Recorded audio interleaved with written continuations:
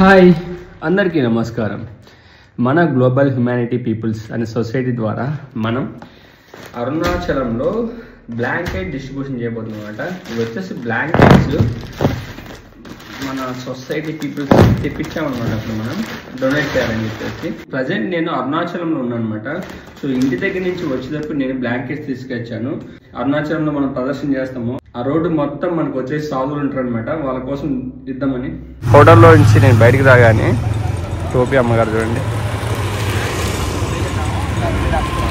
వెళ్తున్నారు. చిన్న నడుచుకుంటూ వెళ్తారు అనమాట.